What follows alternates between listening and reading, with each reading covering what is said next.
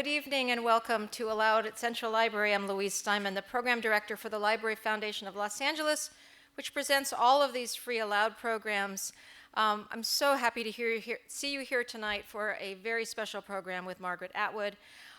What a joy it is to see Margaret Atwood taking such delicious pleasure in the end of the world, wrote Andrew Sean in the New York Times of Margaret Atwood's new novel, MaddAddam, the conclusion of her grand speculative fiction trilogy.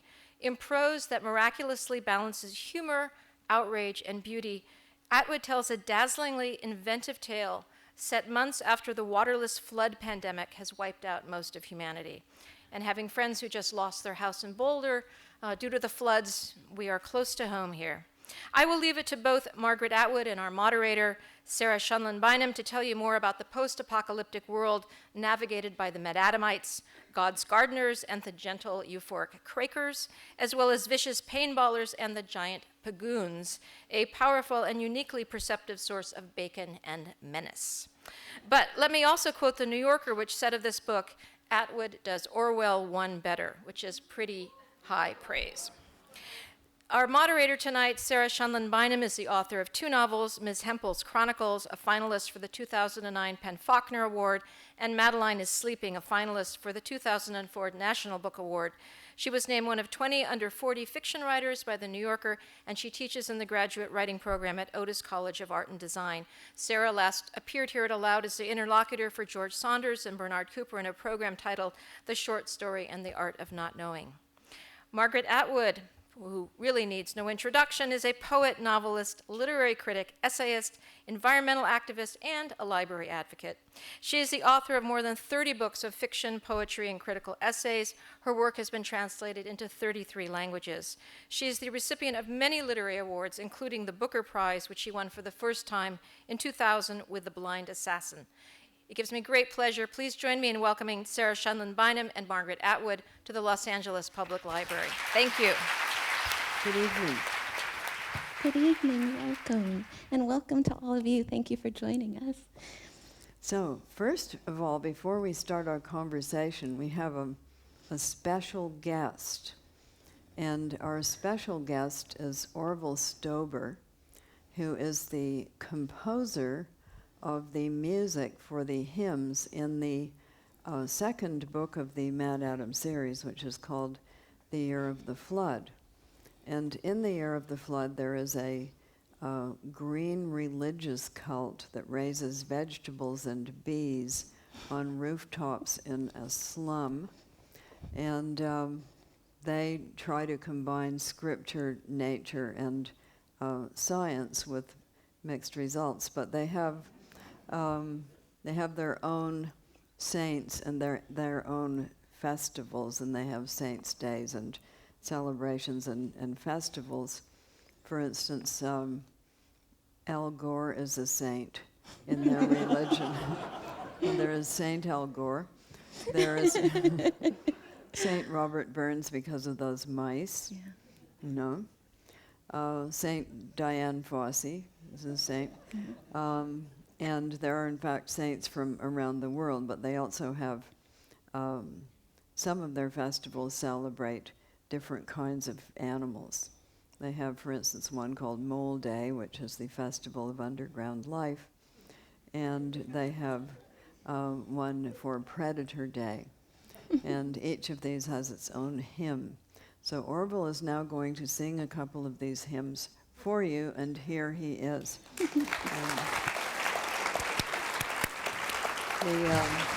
The hymns are in the audio book of the novel, but they're also on a separate CD, which I believe some of them are in the library's store. And we did these hymns in 23 countries around the world because when we launched the book, we put on a combined musical, dramatic, and book launch performance coupled with bird conservation awareness. It was a novel concept. To say the least. Orville was there. Yes, I'm one of the survivors of the God's Gardeners. I escaped the Painballers, and this first number is the opening of The Year of the Flood. It is called The Garden.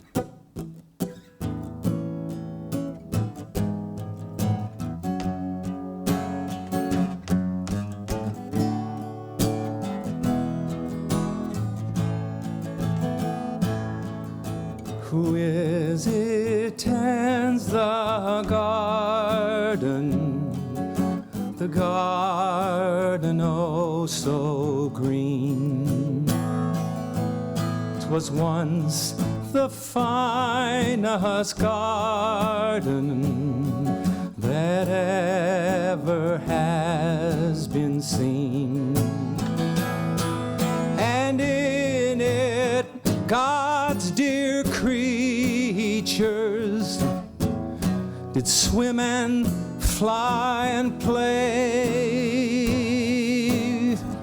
But then came greedy spoilers and killed them all away.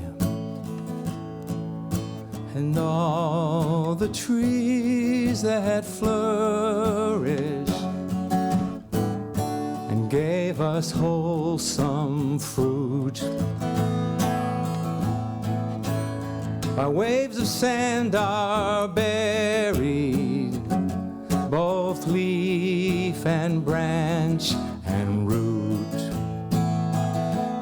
And all the shining water is turned to slime and mire.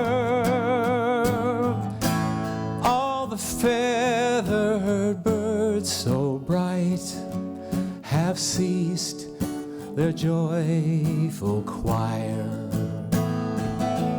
O garden, oh my garden, I'll mourn forevermore until the gardeners arise and you to life restore.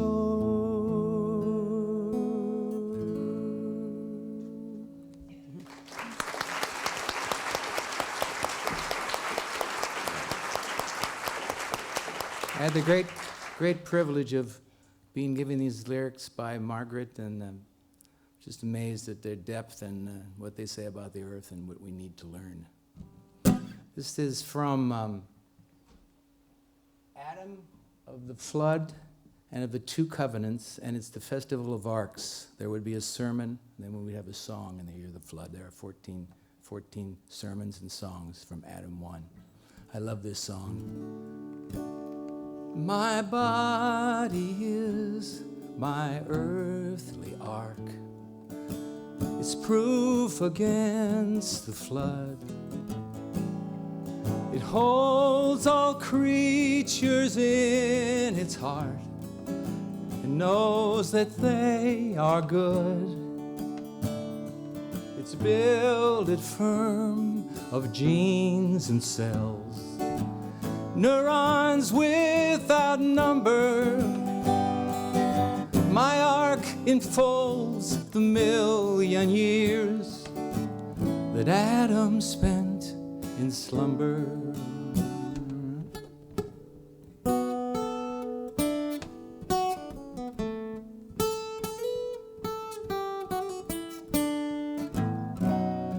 And when destruction swirls around, to where a rat I will glide, my ark will then come safe to land by light of spirit skies, with creatures all in harmony. I'll pass my mortal days, while each in its appointed voice sings the Creator's praise. Thank you.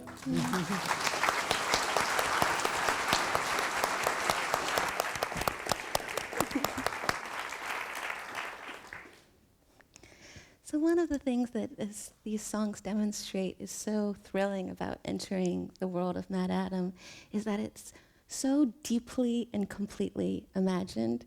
We don't just get what people are wearing or they're eating or what kind of transportation they're using. We also get the hymns and hagiography of this fringe green religious group. We also get the kind of porn people are partaking in. We get the kind of beauty products they're using. We get the kinds of courses that are offered at liberal arts colleges.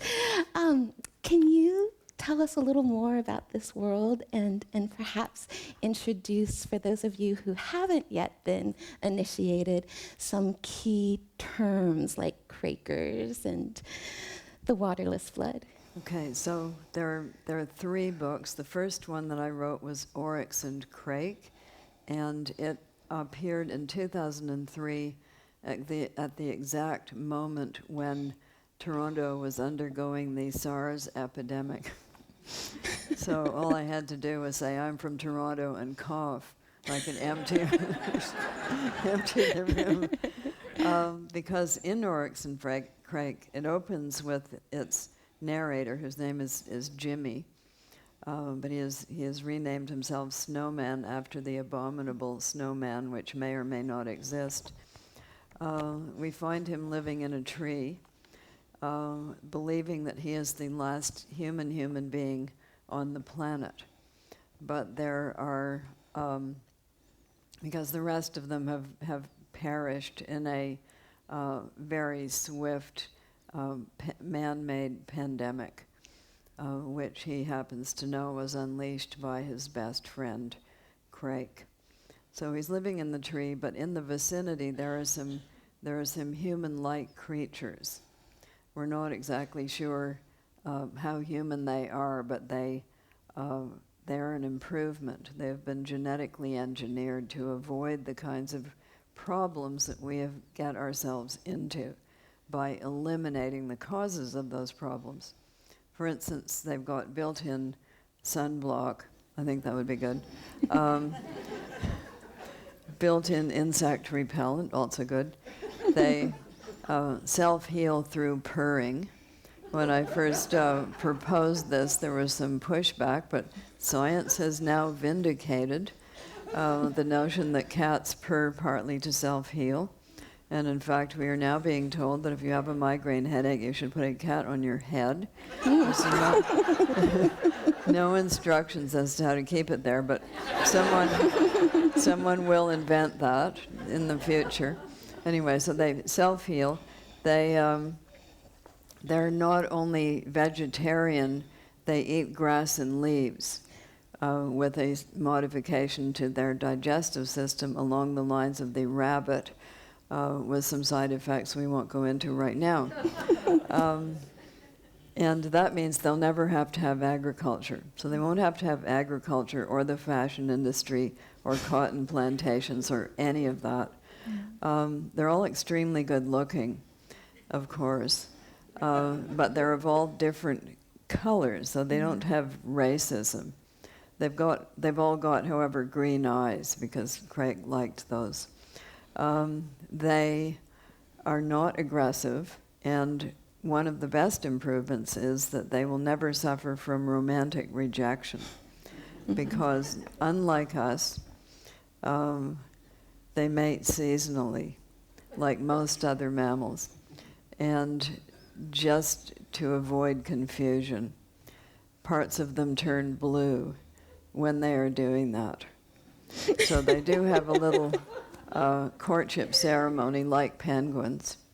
So the males offer an object to the females. With penguins, it's a stone.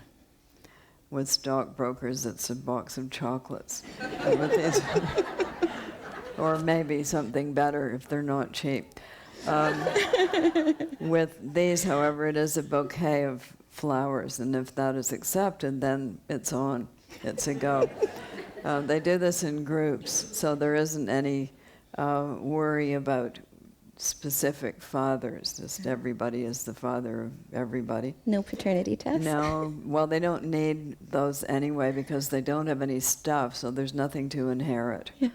And therefore, they've done away with jealousy. Is it all good so far? Jimmy finds them very boring. They also have an eerie way of singing that he finds quite irritating. So that this is the world that we begin with, and then we go back and find out how he has come to be the shepherd of the Crakers, because he's kind of watching over them, and whether he really is the last human on the planet. And at the end of the book, in fact, we find out that he isn't, but he has to decide whether to do away with the ones that he's come across, because will they not be a threat to these non-aggressive people? So that's his dilemma at the end of book one. I didn't intend to write 3 of them when I was writing the first one. But shortly after I finished the first one, I realized that not only was I going to be asked a lot of questions, like what happened, to which I didn't know the answer. So I would have to write these books to find out. But there were also 2 groups in the books that Jimmy only gets to see out of train windows or on television, because he has grown up in a gated science biotech community. In that particular future, there isn't any government as such anymore. It's all controlled by corporations. And they have their own security force called the Corpsicorp.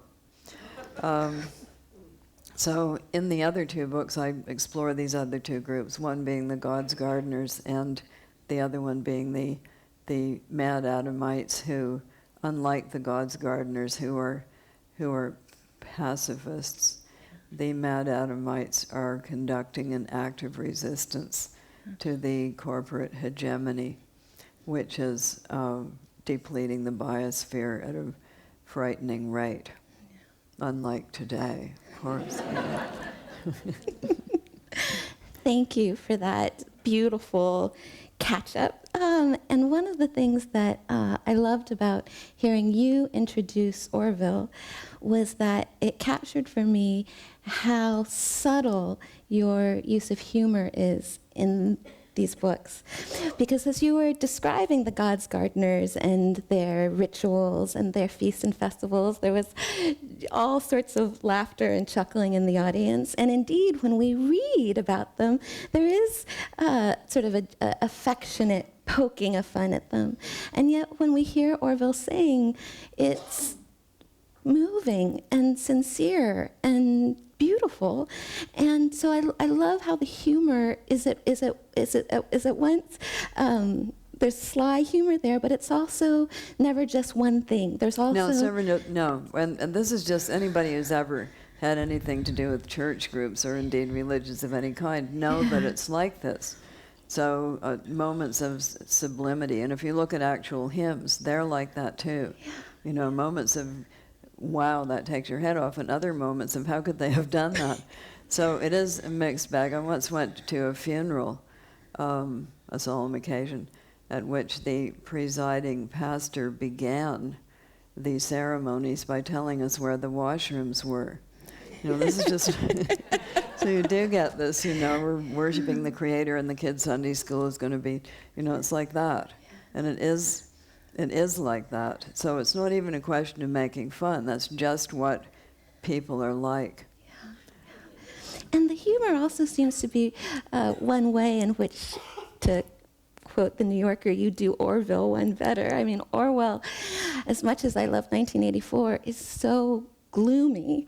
And one of the things that really animates this trilogy for me is the ever-shifting sense of humor and the sort of generosity of spirit with which this world is portrayed. And I just never expected to be sitting there faced with the end of human civilization as I knew and laughing so much.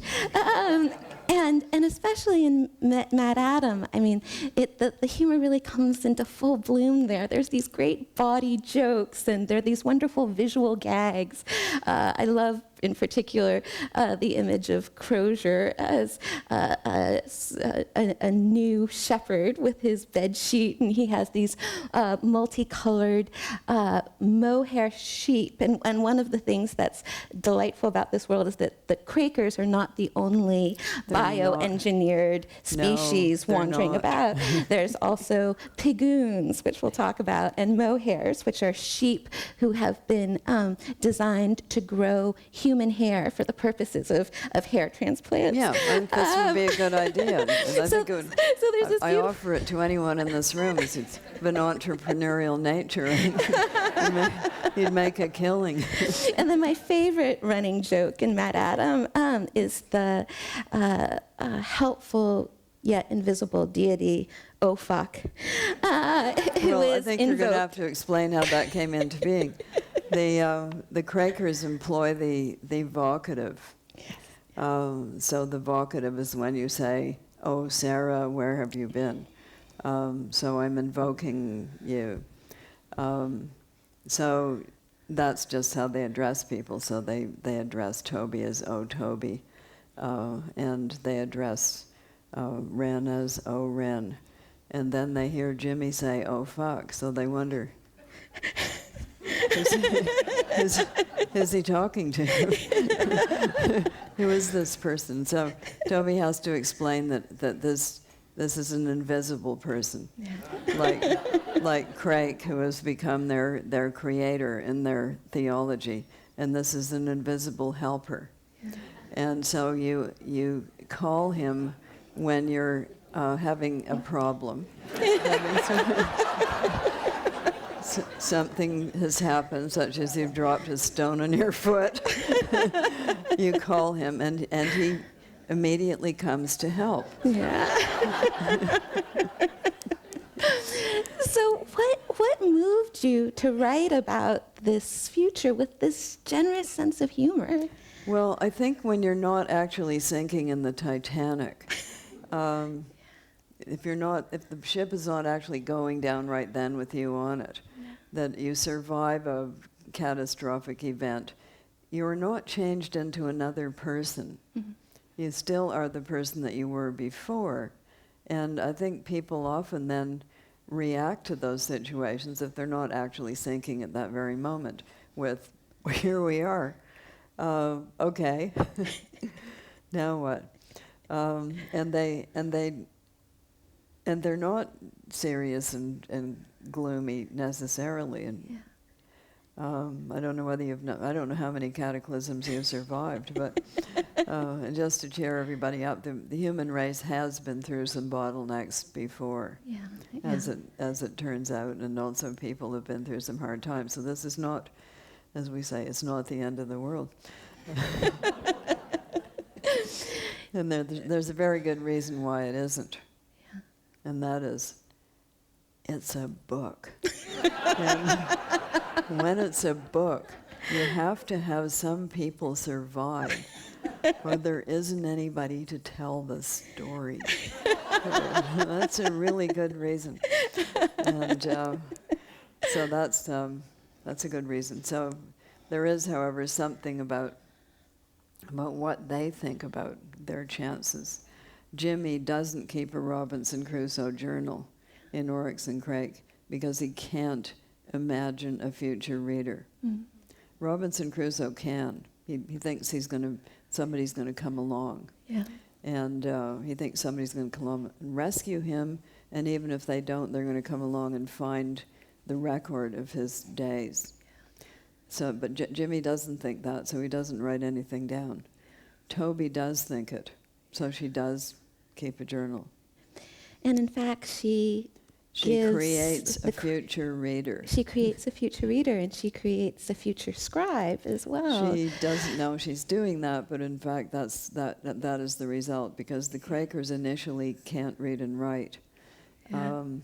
Yeah, so I wanted to ask about this because written language is tricky in this series, and it raises a lot of questions. And MaddAddam so memorably documents this moment of transition from an oral culture to a written culture.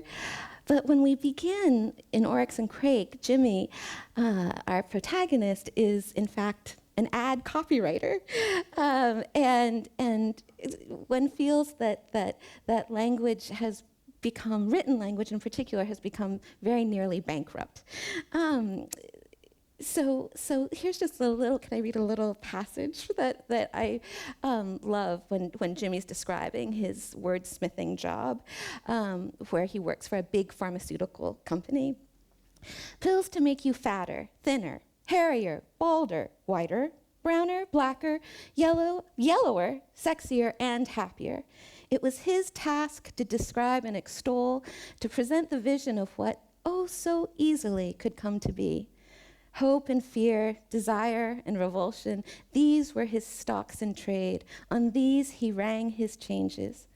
Once in a while he'd make up a word. Tensicity, fibrocinasis, pheromonimal. But he never once got caught out. His proprietors liked those kinds of words in the small print on packages because they sounded scientific and had a convincing effect. So in this world, written language has been demoted to being a mere tool for marketing new biotech products. Do you read packages? I know, it's not a stretch, is it? I do. I read them with great fascination. It's not a stretch. And Crake deliberately designs the Crakers to be free of symbolic thinking. He tries that. It doesn't work. It doesn't. And as you were mentioning, Toby inadvertently introduces the technology of writing to the Crakers, who have cultivated their own vibrant mythology entirely through oral storytelling up to this point. And Toby thinks to herself, surely the Crakers would be happier without it. By teaching them how to document, how to pass these stories on, is she setting them on a path to angst and alienation? We don't know that. There was a lot of debate about writing when it first appeared in the world. Yeah. Some of the Greeks were quite suspicious of it. They felt that by writing things down, you would cause people to lose their memories. Yeah. You know, they would no longer be able to reel off, chapters of the Iliad. And so it has come to be. In point of fact, that's true. So they were right about that. There is an effort now. There are now oral storytelling groups that have sprung up. Yeah. And there are also some interesting programs. It disappeared for a while. It was there in the 19th century, and then it disappeared for a while. But recitation to an audience, as in Anne of Green Gables, there were professional recitalists who went around, and they would give whole programs of reciting. You could get books on the gestures, despair, inspiration. There's pictures of how to do it. I don't think we do that anymore, but that's what they did. They declaimed, in other words. Yeah. So there are now poetry memorization and recital contests for high school students, which are popular in this country and also in Canada. And the kids really get into it. And they're very good. I've seen some of these things. They're really excellent. And all the kids who grow up in the God's Gardeners, they too are they trained have to in memorize. this. Yeah, they have to memorize. The God's Gardeners do not allow any technology, no cell phones, no computers, because they know quite rightly, and you all know that too because you've been reading the papers. Their saying is, if you can see it, it can see you. And that just happens to be true. Yeah. So they use slates and chalk, and then they wipe it out. So they have reverted to even a stage before printed, before newsprint. They're actually using the slates. This is a very, very, very old technology. In Roman times, they used wax tablets that you could write on, and then you could erase them at the end of the day. And when Hamlet when Hamlet says, "My tablets meet it as I set it down," that's what he's using. He's using a wax tablet. So you know those tablets we have now.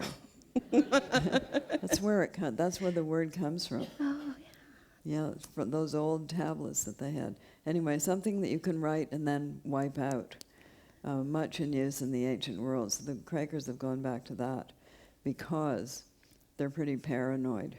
the God's Gardeners. Oh, sorry, Yeah. the God's Gardeners, not the Crakers. Sorry, the God's Gardeners are quite worried about. They want to keep under the radar. Yeah. They don't. That's why they live in slums that are so dangerous that the Corpse Corps doesn't bother going there. And there are places in the world like that now. Since you brought up Hamlet, I can't resist the opening to talk about Shakespeare. I just read that your next project is an exploration of The Tempest, and I was excited to read that because in some ways Caliban reminds me of a early modern incarnation of a Craker, if a sort of male had gotten separated from the fold somehow. So I'm so curious about what drew you to this particular Shakespearean play and what form this revisiting or this exploration might I'm take. not going to tell you all about that right now because I still have to do it. Okay. Yeah, so it's a proposal like the mythology proposal of Canongate several years ago, which resulted in the Penelope ad. Yeah, So the mandate was take a myth, any myth, present it in any form you wish, but it shall only be this many pages. So there was a time, there was a space limit set, but other than that, you were free to do whatever you wished. And it took me a while to get around to Penelope. I wanted to write one on the subject of Mouse Woman. Mouse Woman, a well-known divine being among the Haida, who live in Haida Gwaii off the upper west coast of Canada and belong to a language group of one, which is probably why Mouse Woman is not widely known. But and this was my problem trying to write it. I would have had to first explain who Mouse Woman was and etc. So I froze on this project. In fact, I froze so badly that I phoned up my English agent and said, "Do you think Jamie Bing will mind a lot if I don't do this?" Mm-hmm. Frozen pause. "Well, actually, I think Jamie Bing will be gutted." Oh no. "But go ahead if you wish." Well, I couldn't gut Jamie Bing, so I very swiftly began to write about Penelope. Well, we will look So forward. The Tempest, let us Yeah, just say that there are a lot of unanswered questions in The Tempest. Such How did Sycorax get onto that island in the first place? Yeah. Just for instance. What happens to Caliban at the end of the play? Yeah.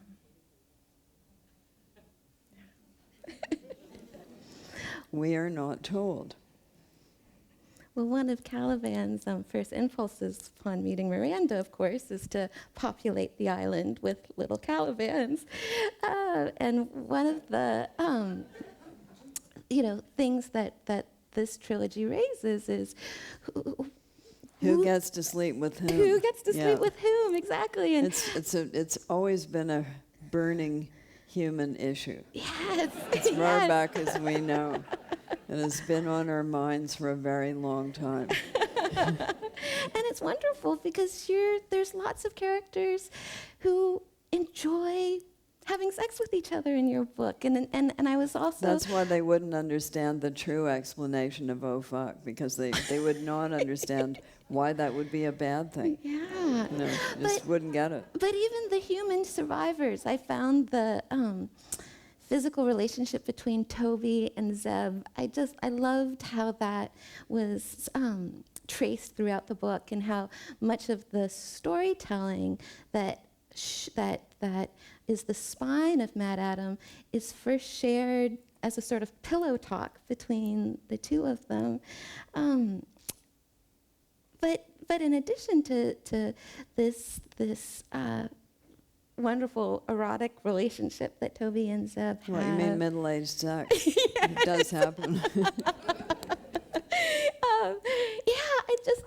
I love seeing these two middle-aged characters just loving each other's, sort of discovering each other's bodies and having this lovely time together. And and it's wonderful because none of it's described explicitly, but we infer what's happening based on the dialogue that's being shared between the two of them. So there's a lot of room for imagination. Yeah. There is this thing called the Bad Sex Award that is awarded by the English, wouldn't you know, to a passage in a book that they think particularly overblown. So you have to keep that in mind. You might stray over the edge and end up winning the Bad Sex Award, which you particularly want. They also have an award for the most unusual book title every year. And last year it was won by Goblin Proofing Your Chicken Coop. I immediately ordered 4 copies of it. So I know some people who could use that.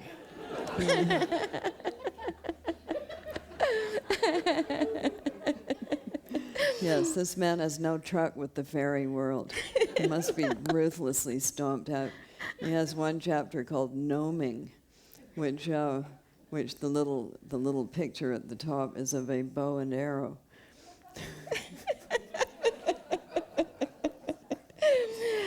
Oh, well, I can't quite leave the sex topic yet because I did my best.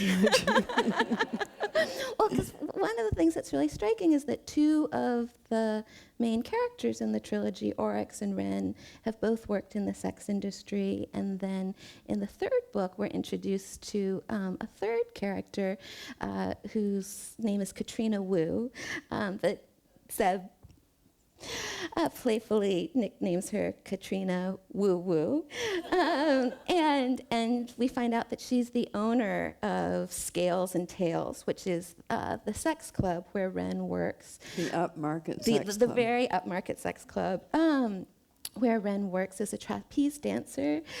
And one of the things I was so curious about with Wren, there's so many characters who in one form or another get to share their story over the course of the trilogy, but Wren is the one person who shares her story in first person. Why did you bestow that particular narration on Wren? Okay, so this would get us into a long discussion about how the first person works, as opposed to how the third person works in various of its incarnations, and also how the second person works, because they all work differently. But one of the things about a novel such as Year of the Flood, in which you have 3 narrative voices, each one operating differently. Adam 1 operates only through his sermons and also through the conversations that other people have with him, but we don't get his inner thoughts. Yeah. And I just want you to close your eyes for 1 minute and imagine Wuthering Heights if Heathcliff were telling it in the first person. It'd be quite a different thing. Yeah. So then I took it into my mind to hang the dog. It was fun. I enjoyed it. Okay, Pride and Prejudice, Mr. Darcy's Thoughts. It wouldn't work the way it does now. Yeah. Okay, so in a novel with 3 narrative voices, 2 of which are women, for the same reason I like to give characters different hair colors and different first letters of their names Yeah. so that we don't get them mixed up. So we always know when it's Ren talking because she's talking in the first person. We always know when it's Toby because it's in the third person. You're never confused. But also, you can give a voice an age that way that is actually hard to do. Yeah. It's harder to do otherwise. And you So do. those are some of the reasons. Yeah. Yeah, and you do capture Ren's voice and sort of her being at that cusp of, adolescence coming into adulthood, really vividly. She's also not the most blazingly bright bulb in the chandelier. No, she's not. She's not stupid, but she's not a genius. No, but it's put it that way. And actually part of what made her endearing to me.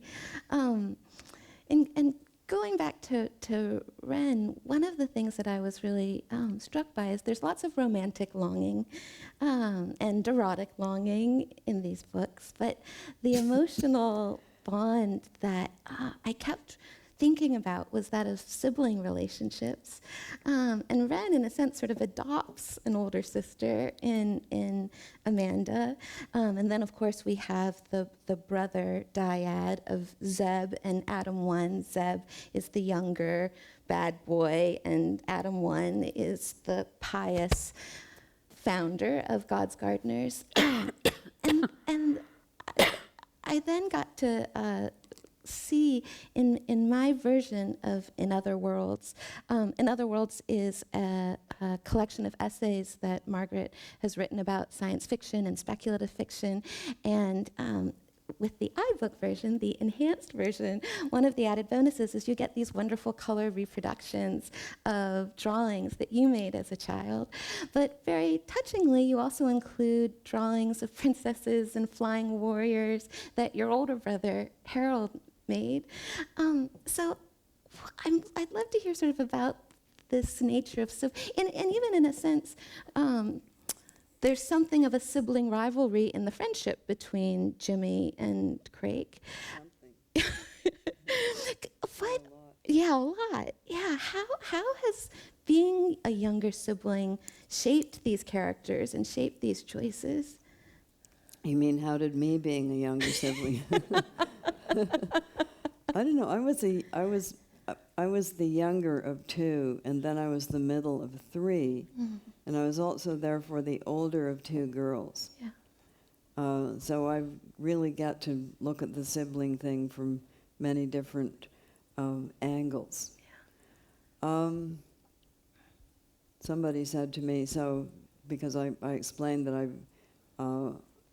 I spent my first part of my childhood being the younger of two, the elder of whom was a boy, so that when we played with dolls, we did not play Barbie and Ken. We played war. We lined all the dolls up, in two opposing armies, and then we threw them at each other. And the stories and little books that we made, it was the war, so it was a motif. And it was the time when you collected, as a kid, you collected these airplane cards, so we had a lot of material for our war imaginings, but his were all about other planets, and on these other planets, it was pretty much war all the time. And I wasn't quite as interested in that. I noticed in the drawings that I might have a bullet or two, but not the barrage. The shower. The shower of bullets and the amazing number of explosions that he has in his. And for that reason, we used to trade the colored pencils and early technology. We traded the colored pencils. And he would get the yellow, the orange, the red, and the black to make all of these explosions. And he had no interest in the pink, the silver, the gold, or the flesh color that I needed to make the princesses and the crowns, of course. So it was, even Stephen kind of trade, but there was a lot of war. Somebody said to me the other day, so you got immunized to all of this. So now, she said, that explains a lot.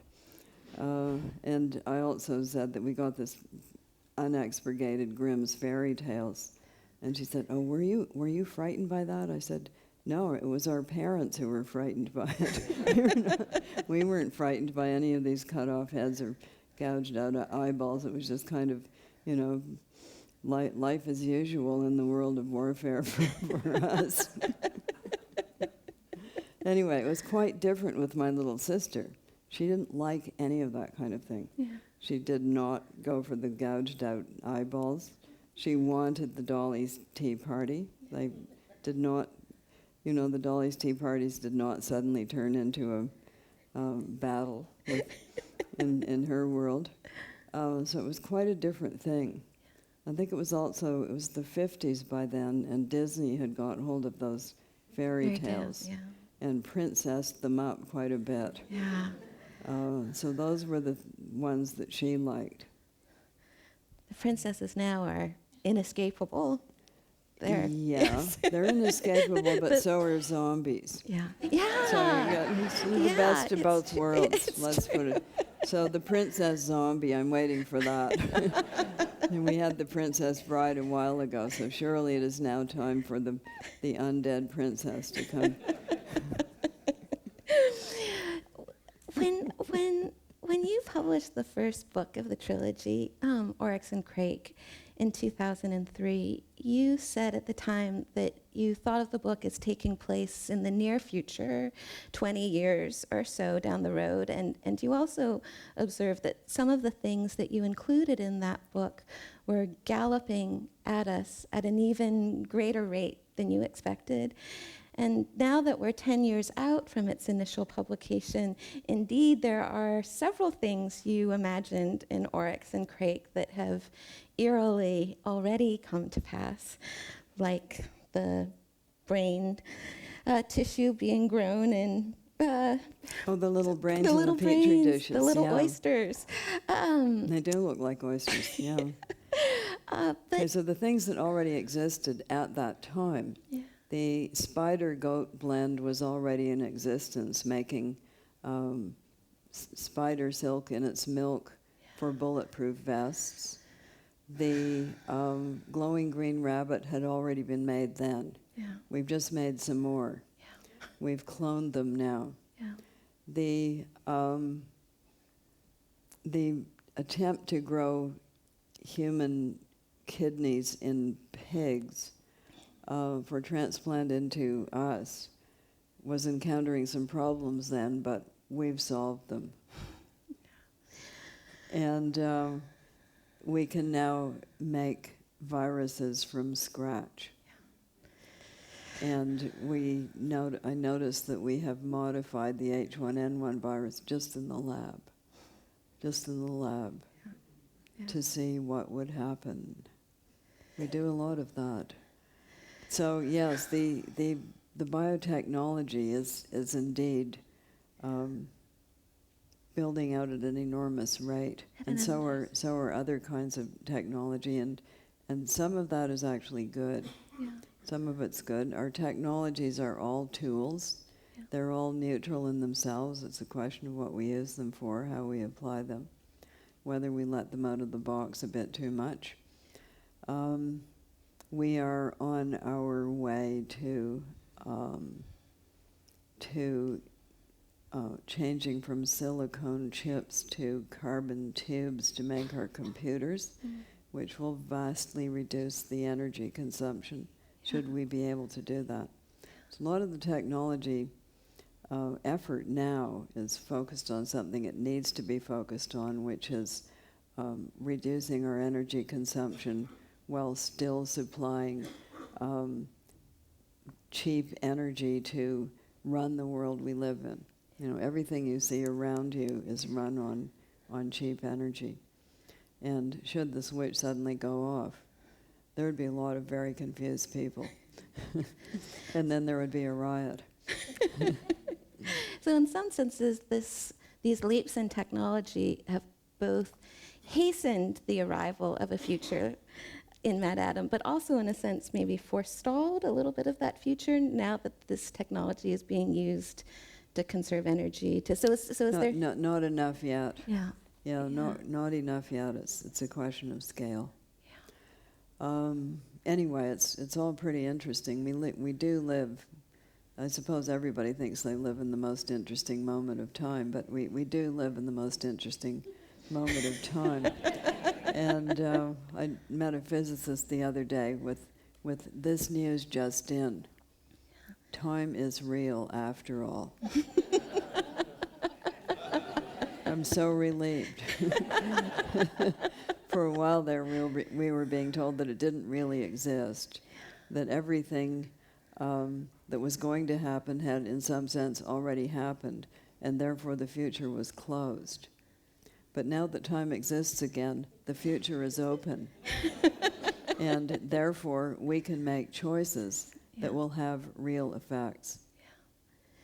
And that's one of the gifts that your book gave me as a reader, was it awakened me to the ways in which we are living in this interesting moment in time, so that, things that I wouldn't make connections between before, hearing a story on NPR about the first lab-grown hamburger, and then getting a notice from our private security company that 26 more neighbors have subscribed. That the patterns that you delineate so indelibly in MaddAddam, those patterns I'm now seeing in my daily life in a way that I didn't necessarily see before.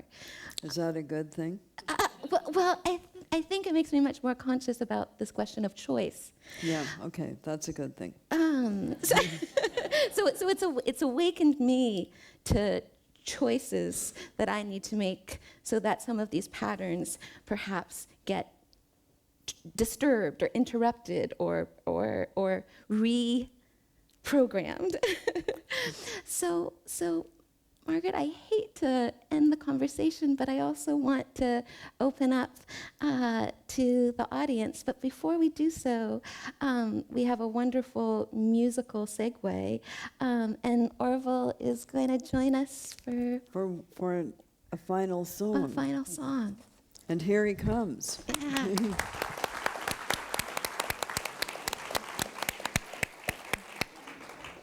Happy God's Gardener song, right?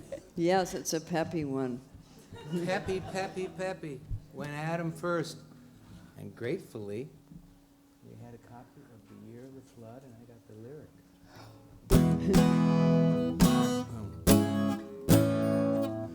When Adam first had breath of life. No, that's not right. When Adam first had a breath of life, all in that golden place, he dwelt in peace with bird and beast, and he knew God face to face. Now man's spirit first went forth in speech, and named each creature dear, and God called to all in fellowship. Well, they came without a fear. Here they go. Well, they romped in play, they sang and flew. Each motion was praise. Well, God's great creativity filled those early days. How shrunk, how dwindled in our time creation's mighty seed. For man has broke the fellowship, with murder, lust, and greed. Oh, creature dear that suffer here, how may we love restore? We'll name you in our inner hearts and call you friend once more. Without fear, once more, hand in hand, once more. Without fear, once more, hand in hand, once more. Come on! Without fear, once more, hand in hand, once more. Without fear, once more, hand in hand, once more. Thank you.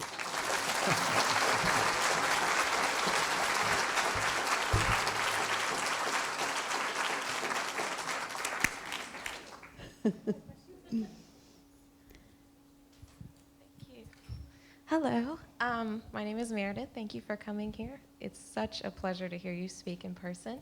I was curious about the nature of, I guess, how you came to include so much music in your work, and I understand that you have you obviously have an amazing way with words, and you're a poet as well, but I wondered if perhaps as you were working on this trilogy that became a trilogy from your first book, if the music was a natural progression, if you perhaps dreamed some of the music, because I've heard of that happening. But I'm really curious about the music, and I very much enjoyed the auditory aspect of creation that you brought to this world that you've shared with us. Oh, okay, so that's a complicated question. I think that music is one of the things that come with the human kit. We come with it. So anything that you see small children doing before the age of about 4, that you are not kind of hammering into their heads, they just pick up from their environment. And that would include learning languages. It would include experimenting with substances and making images, visuals. And it would include narrative, which they show very early. They can understand a story from about the age of 1, and they can retell it as soon as they have the words to do that. This happened, then this happened, then this happened. And music, you can see them really early.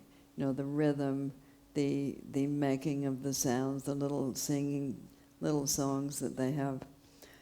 So it's a human thing that comes with. In the Crakers, it takes another form. They have a special kind of singing all of their own, which turns out to be a language, as it turns out. Music was one of the things that their creator attempted to eliminate from them, but he could not do it without turning them into zucchinis. That is the quote. So for me, how shall we approach this? I grew up with music in the family because people sang. In those days they sang. We got music in school. It is not a frill, in my opinion. It is something human beings do, and it's demonstrably helps to develop young brains. And it's apparently quite helpful to have a musical instrument that employs both hands. Musical instruments are very, very old, by the way. Even Neanderthals had them. So we just have a very close connection with music. So it seemed obvious to me that if you were going to have a religion, it would have music, because everyone that we know about does. It would not be conceivable to have one without music of some kind. Where would you like to go from here? We did learn some quite peculiar songs in second grade. I could give you a rendition of some of those if you would like. Yeah. Question on your right. Hi. You have an extraordinary ability to see, imagine, foretell, and not be afraid to tell us about societal and global trends and movements and things that you see coming. Whether it's, online banking, everyone needs to read The Handmaid's Tale, how that all works out. The plea plans exist, we know this. But I remember very vividly on 9/11 that you had written about the towers of industry crashing and falling. So I'm really curious about, on that day or the days after 9/11, your personal, not feelings, but your intellectual response. Did you say, but of course, we all know this was going to come? No, okay. First of all, no one can really predict the future. It is open. There isn't the future. There's numerous possibilities. So I'm not predicting anything. Yeah, you can imagine it, and we all can do that. In fact, we are now being told by the brain guys, that memory did not evolve to allow us to remember the past. It evolved to allow us to anticipate the future. So if you killed the gazelle over there, maybe you're going to get lucky again and do that next week. So like that. On 9/11, I was sitting in the Toronto airport about to board a plane for New York, where I was going to go down and give a reading in Union Square. Mm. So I was there knitting away, because in those days you could knit.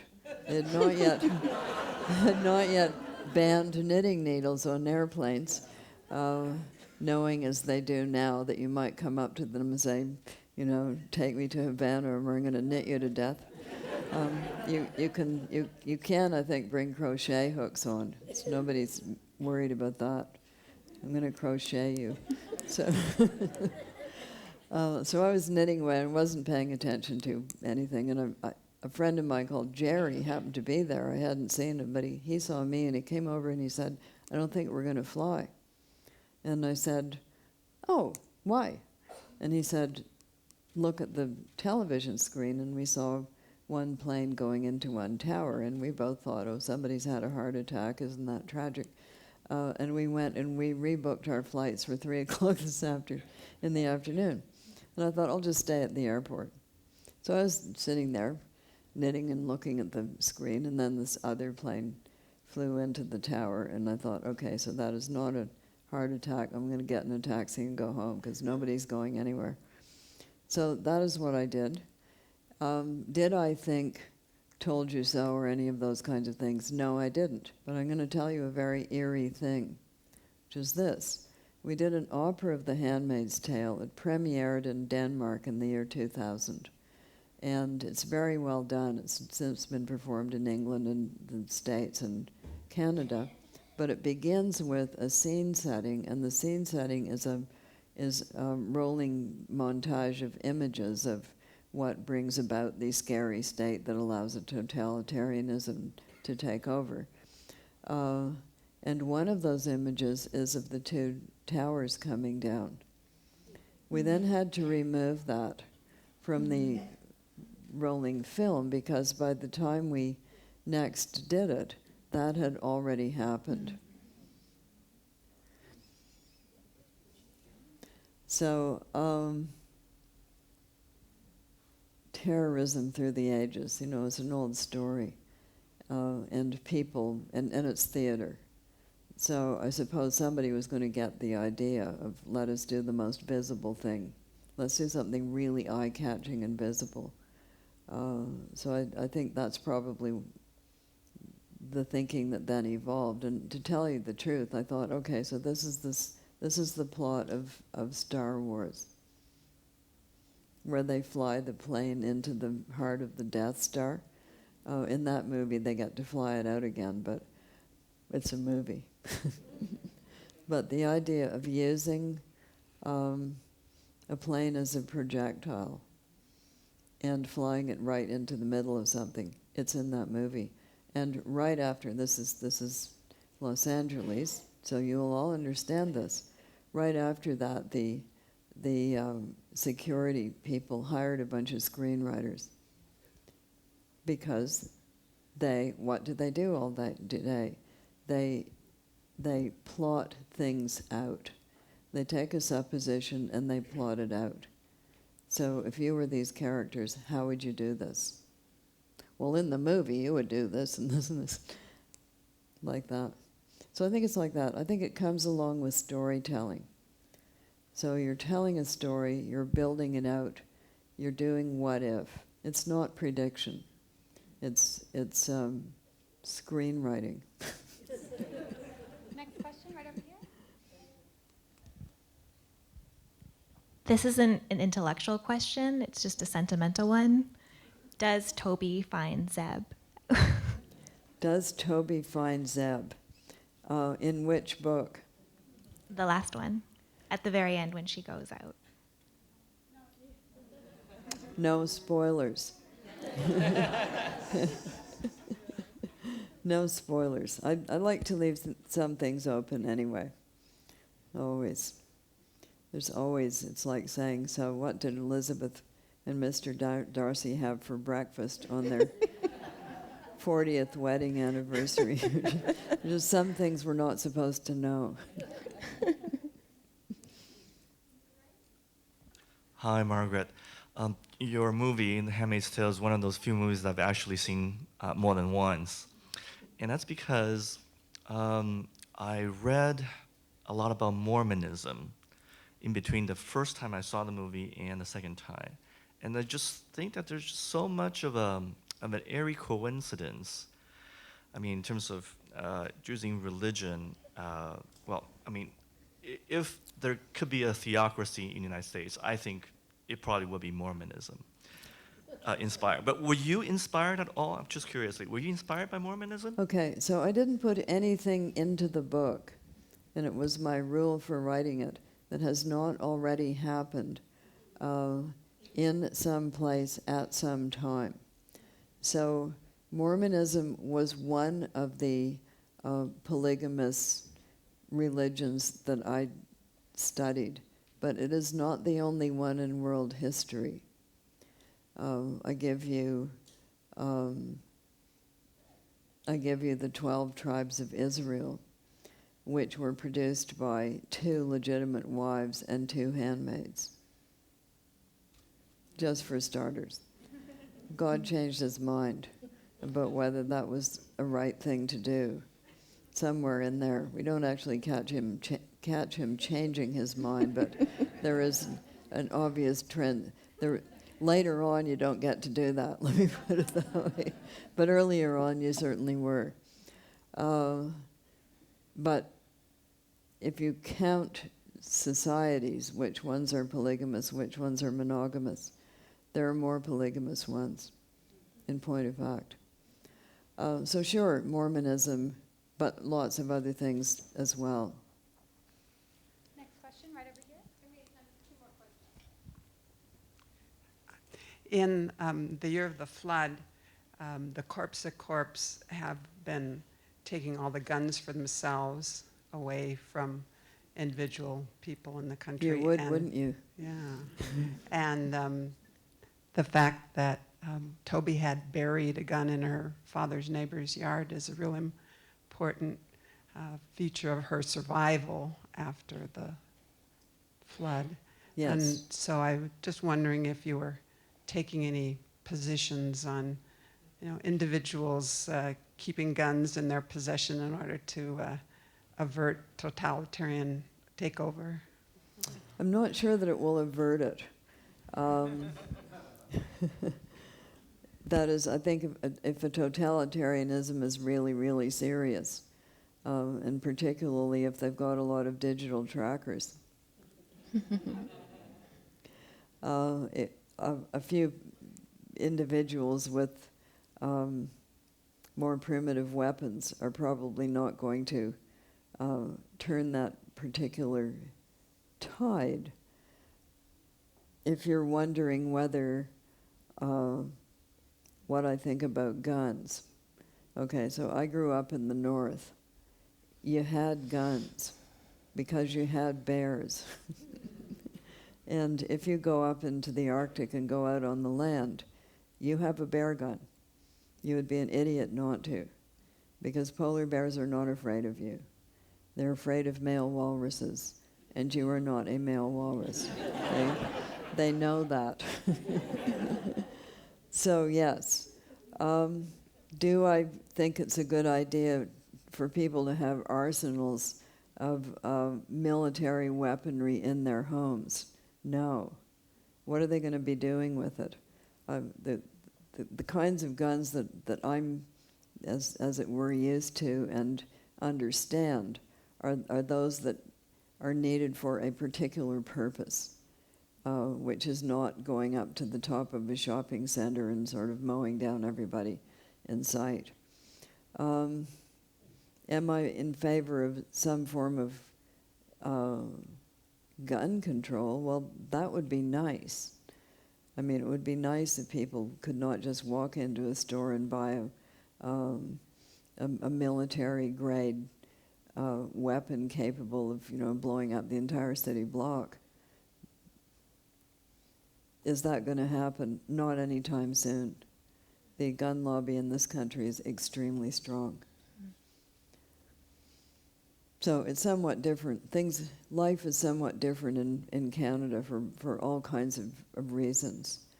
And one of them is that we're just a lot closer to the north, and a lot more people live there and go there.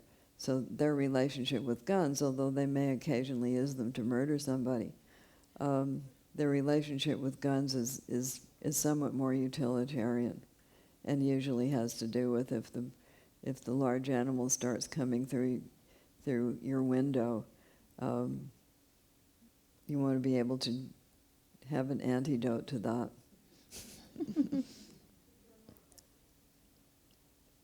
Hi, it's been a wonderful pleasure to listen to you speak tonight.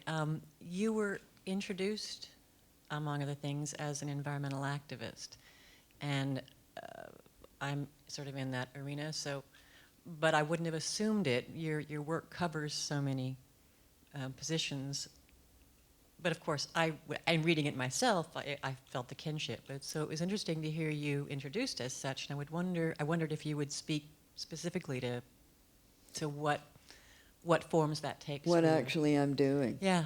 Okay, so I'm working mostly with an organization called BirdLife International.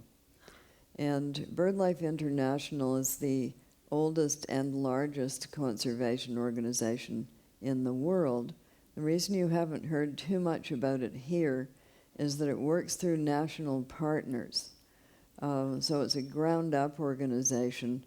The national partners will tell the Secretariat what is needed, and then the Secretariat will go about helping them do that.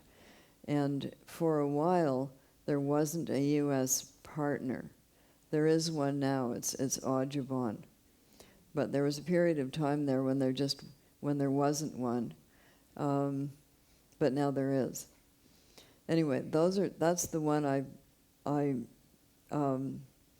put my energies towards, and one of the reasons for that is that with birds you get an overview of just about everything, but it also connects you with people working in every other field. So people working with soil, people working with the oceans. Very important. Do not let the ocean die or you will snuff out because the oxygen will disappear. 80% is made by marine algae. So I think that's why, and I'm the honorary president of something called the Rare Bird Club within BirdLife International. I'm the co-president, the other one being my partner Graham Gibson, who does most of the actual back and forth with them. And what do?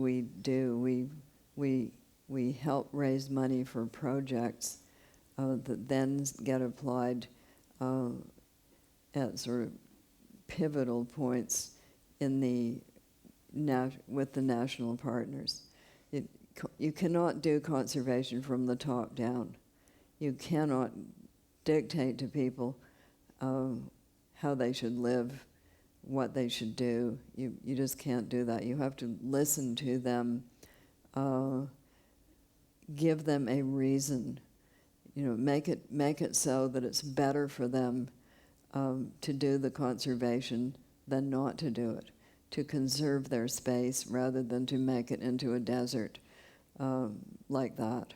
So that is, I can see you nodding vigorously away, and so that is what we do, and I have huge admiration for the people who are working in the field in a number of these countries because it's jolly dangerous.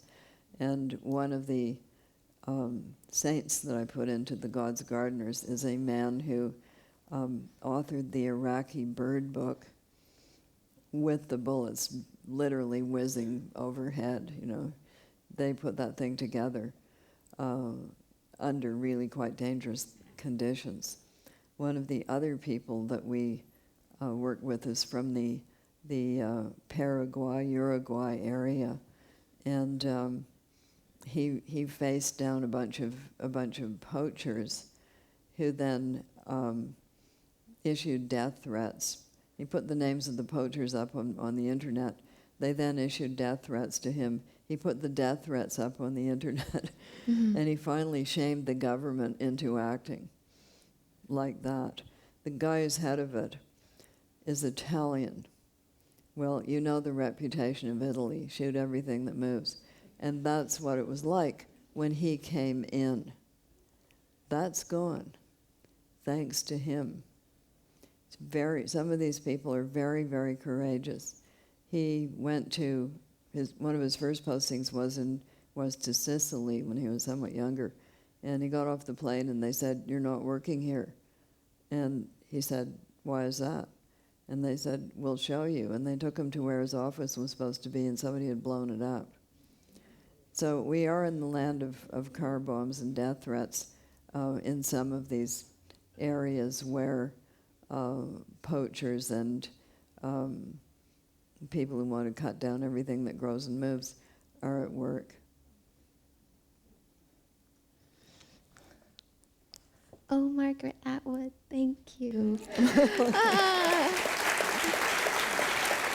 has been so wonderful. Thank you.